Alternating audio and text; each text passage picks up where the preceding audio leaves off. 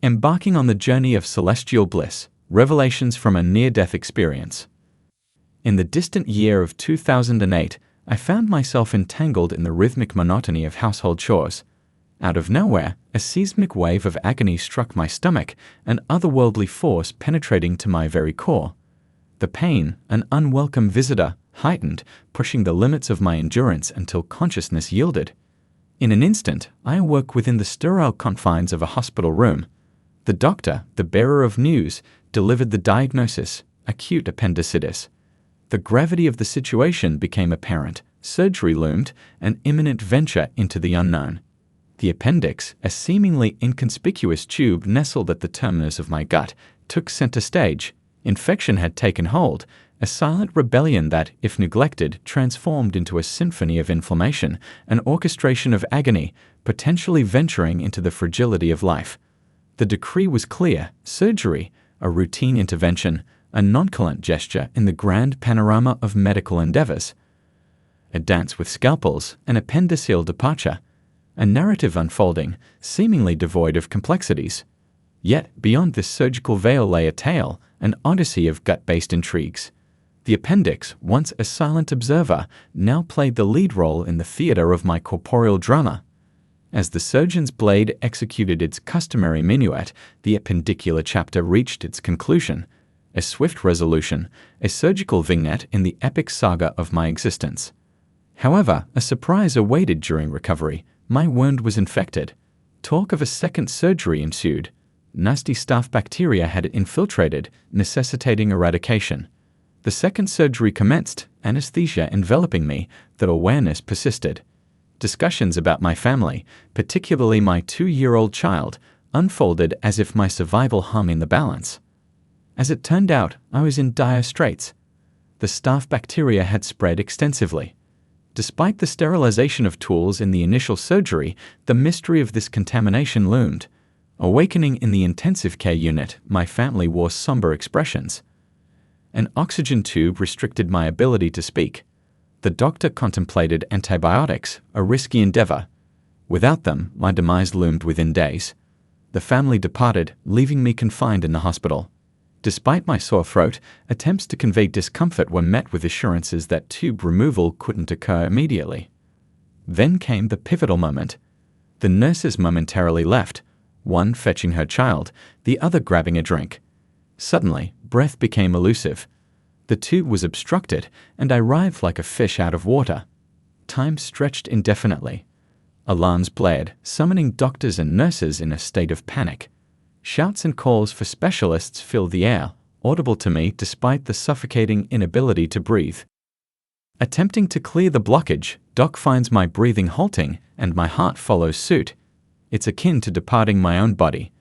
Eyes open, and there I'm, hovering in the air, clad in a hospital gown. No pain, just a searing chill.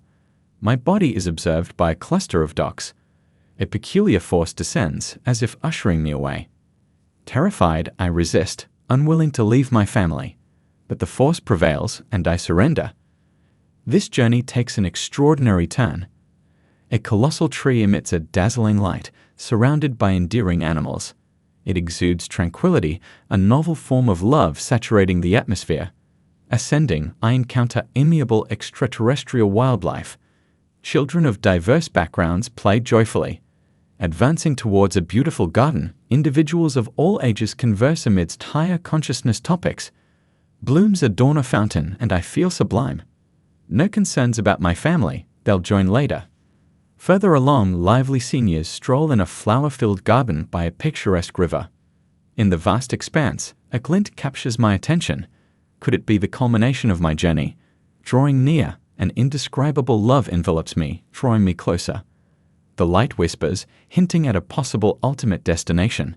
Step by step, its warmth embraces me, and I meld into its tranquility. An overwhelming sense of joy and peace unfolds, a consequence of some unseen force guiding me. A gentle touch on my head radiates intense love, and a voice urges, "Stay calm. This isn't your place to stay." Intriguing questions arise, yet I initiate my return journey. Was the return harsh despite the enchanting encounter?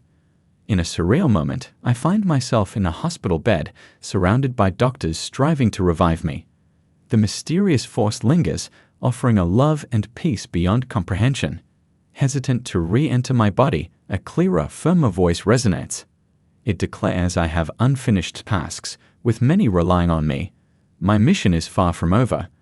Reluctantly, the force thrusts me back into my body, and searing pain welcomes my awakening. Amidst doctors and the heat in my chest, I protest, no, I don't want to return. Unheard, I slip into slumber. For a while, my heart ceases its rhythm, but the determined doctor persists. Eventually, my heartbeat revives. Confusion and blame grip me. I accuse the doctor of disrupting my journey. Gradually regaining my senses, I confide in the doctor about my otherworldly encounter. In response, he shares tales of near-death experiences, suggesting that faith could be a potent force in the face of mortality. Back home, emotions conflict within me, gratitude for family, yet bewilderment over the surreal episodes. Attempts to share with my husband are met with skepticism.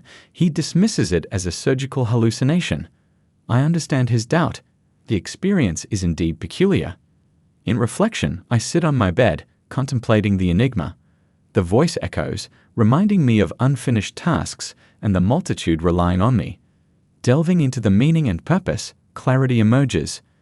Despite skepticism, I harbor no doubt about the authenticity of the encounter. It promises to profoundly influence my life, and I embrace the chance to lead a purposeful existence.